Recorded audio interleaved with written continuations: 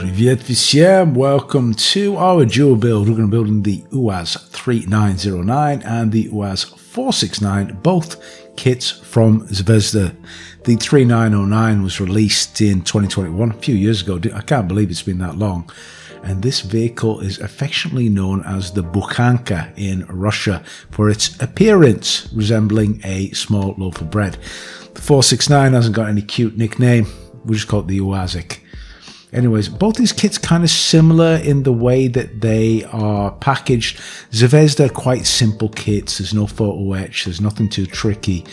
But also, they're kind of flat pack IKEA type models, as I call them, in that all the parts are flat and you have to build up the bodies. Is that going to be a problem? Well, stick around in the video and you'll see.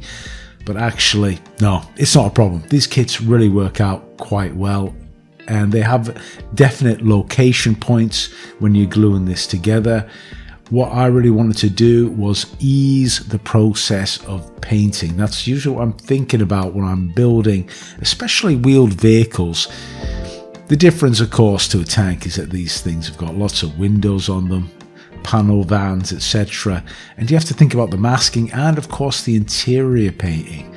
I'm just showing you here that the Bukhanka, it's kind of interesting. It's got an interior portion and then the outside of the vehicle sort of glues onto it, and this is how the thing forms up.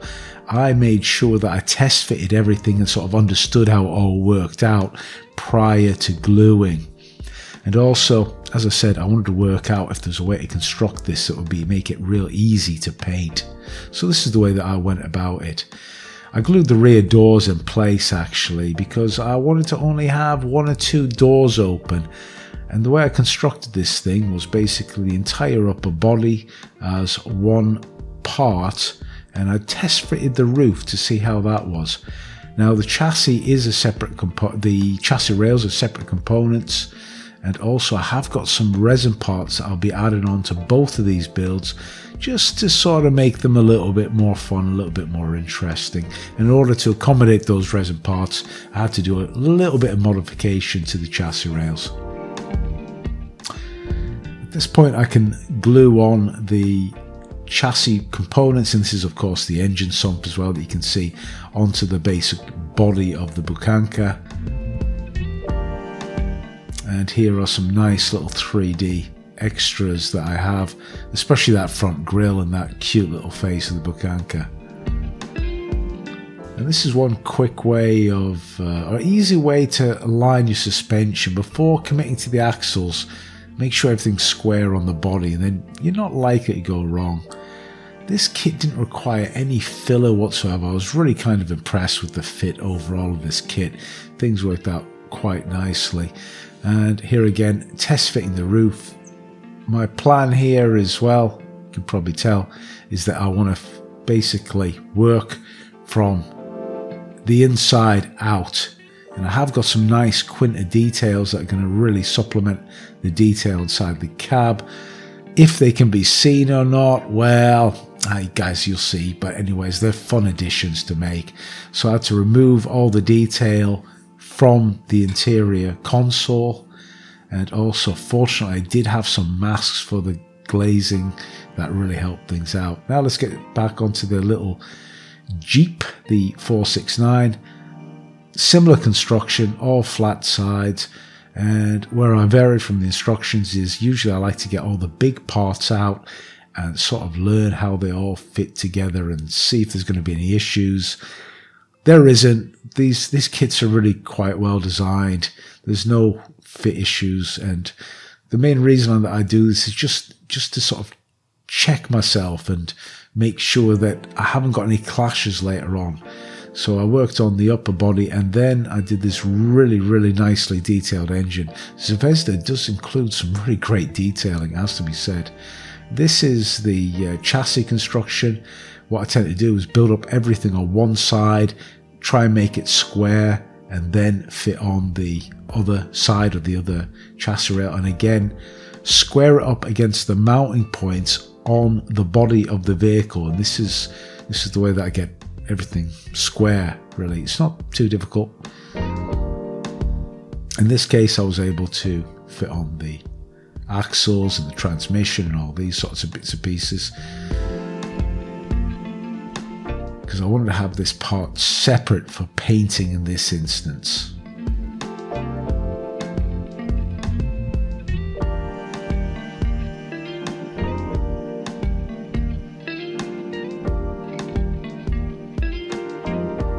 They're just gluing in all those transmission parts in the drive shaft. And also I wanted to see how much of the interior would have to be fitted in at this stage. So I glued on basically the front part of the bonnet, but I was able to remove the dash. And then also I've got a few options here on there's a canvas top that you can include, or you can do it without the canvas top, and that's the way that I elected to build this vehicle. So it's an option included inside the kit. Let's get on to the painting, and I've got sub-assemblies to paint here, so I'm using, as usual, black primer, black paint, because basically the underneath of the vehicles are usually black anyways, and with the Bucanca I'm spraying everything in situ, so the underneath of the vehicle's getting sprayed black using the primer. And also I went on to priming a lot of the components. As you can see, I've got replacement resin wheels, and I'm using a brown primer for the body of the vehicle. That's going to play a role in what I wanted to depict. I thought that I could depict any sort of corrosion effects at this stage and scratch through to it. I'll show you how that works out. And then with the small Jeep, I opted to paint this just a green colour. Used two greens and just created a little bit of shading. You can see that the chassis isn't attached, so I basically painted everything all one colour at this stage. And it has to be said that these vehicles, very common sight in Russia, still be seen every single day, and they're sort of pseudo-military vehicles, but obviously I want to depict them in a different way. I particularly want the Bucanca to be a civilian vehicle, so I chose this atypical grey. This is where I had a little bit of problems getting in the seats in that rear area. Had a real struggle to get them fitted in. I was able to glue on the chassis onto the little UAZ 469, and you have to note that the grille needs to be fitted only after the engine's mounted in, or else you won't get to fit. At this stage I can remove the masking for the transparencies. I did have a little bit of trouble fitting these, but it worked out okay. I actually fitted them the opposite way to the instructions said. And you get clear headlight lenses, etc. And yeah, I had to sand these down to get these to fit. But I do like the appearance, especially with those window seals. Now, unfortunately, the engine is not on display, and you'll see why, because I'll be using these vehicles in dioramas. There's been an upcoming diorama very shortly, so this is video 1 of 3. The little UAZ 469 also got some QUINTA details, not so many actually on this little 469, and what I worked out was that I'd be able to fit in these 3D decals basically in situ after I'd done the painting. It wasn't that tricky because of the flexible nature. This is a really nice touch. They include a map case that can be fitted onto that rear table. And with the Bucanca, you get quite a few external details that were included on the QUINTA set that I purchased, including the UAZ emblem as well. And the 469 is a lot simpler. I did have some aftermarket stickers to put onto my Bucanca, and if you know Russian you'll be able to read these. If not, join my Patreon and I'll translate them for you. But basically this is just a little bit of fun. It's as if it's an off-road sort of exploration vehicle, and these vehicles are still very, very popular, as I said, in Russia. Now what I tried to do was use a soft sanding sponge and just break through the top layer of paint just to give the effect of some corrosion underneath, and this was partially successful. Didn't work out too well. In terms of weathering on the interior, real simple, and the exterior, just going to use one simple oil color raw umber mixed with white spirit or enamel thinner or turpentine, whatever you've got, and this gets washed all over the interior of the vehicle, and I'm pretty sure I did the exterior as well, if memory serves me right. And you can see that I'm going for quite a grungy effect on the vehicle. There's going to be some interesting weathering on both of these vehicles. You can see that the windows are deliberately not opaque. I wanted to create some effects as if they're dirty as well. Same wash is applied to the wheels, of course. All components need to get the same sort of treatment, and I call this like the first pass weathering, where you get that initial grime effect all over the vehicle. And as you can see, I was able to basically do all the weathering, all the painting with the roof as a separate component. Then it could be glued on. Now we use some oil colors, and this is where we're going to create, let's call it oil dot fading.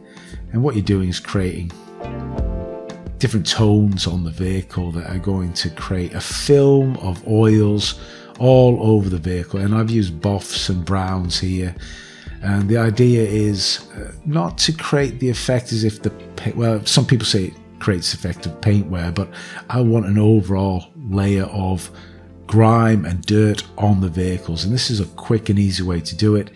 And using multiple colors creates different tones on the vehicle. It creates quite an interesting established look of grime overall on the vehicles, and it's very quick to do, and I've made sure that that effect is being carried over even on the windows, particularly on the smaller the UAZ Jeep.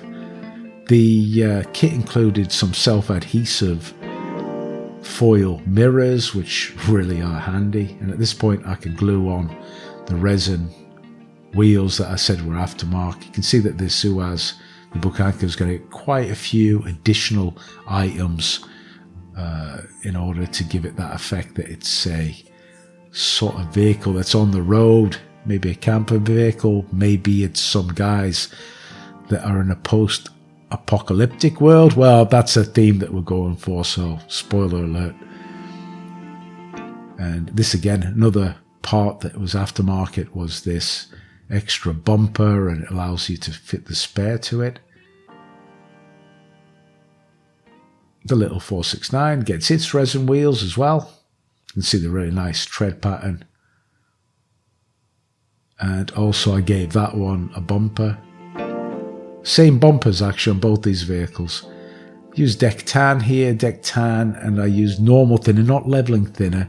You won't see the airbrush in these shots because I have the airbrush quite far away.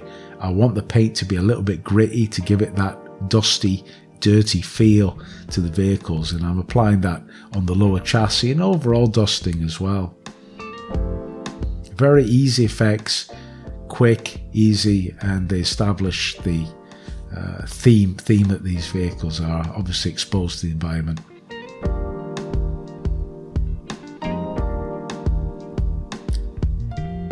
Spraying from underneath and up to create as if the dust grime has come from underneath the vehicles.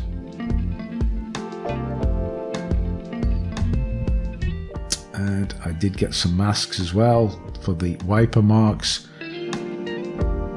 Don't want the area underneath those wiper marks absolutely immaculate. I want some grime on there as well. You can probably see that effect.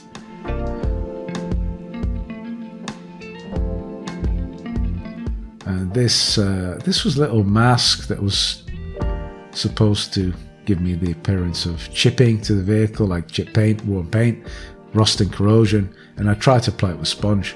Total fail, guys, didn't work. I think I had to use an airbrush in order to get that to work.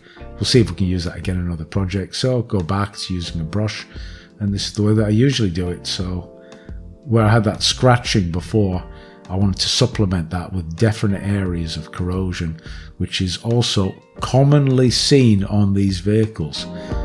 And of course, we want to accent those areas of corrosion with rust colours, so using rust wash as well. This gets applied in particular on all these, well, on the roof, as you can see here, but also on all the components that were black as well. I've noticed that you also often get a film of rust on these components, like these side running boards, for instance. And we can also apply this overall, little tiny flicks of that rust in certain areas on the vehicle. Really shows up quite well on the grey coloured Bucanca. And I also wanted this rust wash as well, as if that frame there had been exposed to rust, as if it's always been off, it's ever had a canvas top on the vehicle. Same treatment repeated on both the models. Very similar weathering, because they're going to be in the similar environments. Now I use some enamel projects, and what I want to do was create more effects on the wheels and also underneath the vehicles as well, in case it would be visible.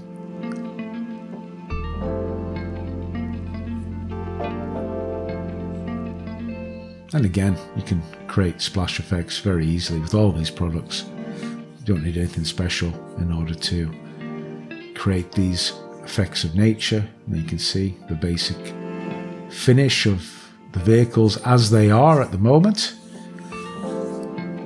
with the aftermarket stuff, particularly the roof rack and the bumpers. And what I want to do is definitely add some stowage to both of these, and you're going to see the smaller Jeep in a video in an upcoming diorama, and the Bucanca will also be in another diorama, which I'll bring out probably later on in the year. So what I want to do was spray, I had all these spare resin components that were stowage for the vehicles, and I sprayed them different colours just to give them a bit of variety. Some of the course were military green, but wherever I could, I tried to use brighter colours, especially to give it the effect that these were civilian vehicles, in particular these cooler boxes, etc.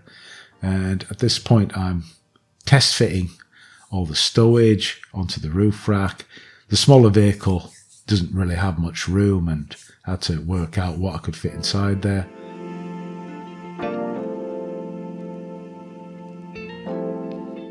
And there we are, both of the vehicles finished with the stowage on them. Quite well recommended for myself. Hope you guys enjoyed the video, and see you on the next one.